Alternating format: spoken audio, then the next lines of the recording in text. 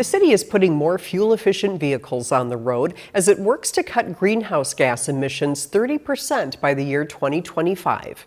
In August, 2 new hybrid SUVs joined the fleet of city vehicles, and more electric charging stations came online for both staff and the public to use. Edina TV shows us more about this recent step toward cutting air pollution. Bottle after bottle.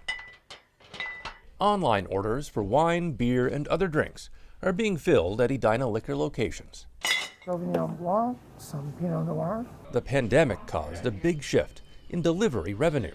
About 75,000 in 2019 to 2.5 million in 2020, just in our delivery stream alone. And the online orders keep coming. How crazy is this going to get at like 6 o'clock?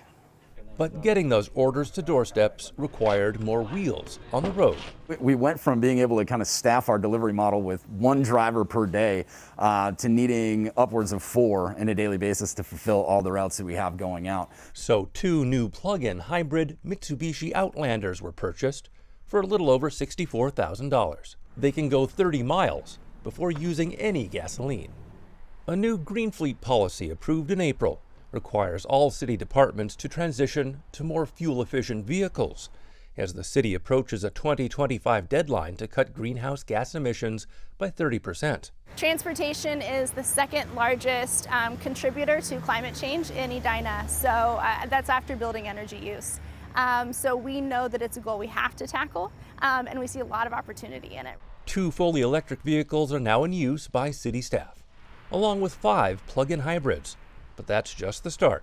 We are moving to increase that rate, looking to replace closer to 5% of our vehicles every year with electric. That's the change in legislation, that's the change in markets.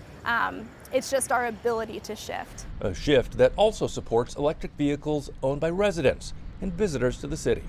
Charging stations are now available at City Hall and the Southdale liquor location. The public gets to use the first 2 hours for free before they have to start paying. For Edina Liquor, a more fuel-efficient fleet means less time is spent filling up. That obviously helps us get those cars back out on the road faster. Combined with efficiency upgrades to lighting and coolers, Edina Liquor is working to maximize profits. And so this is really just kind of rounding out that broader project of making sure that we're contributing the best to our ability to the goals set forth for the city to kind of knock down some of those carbon emissions and things like that. An urgent push to meet emission reduction goals while realizing the many benefits of going green.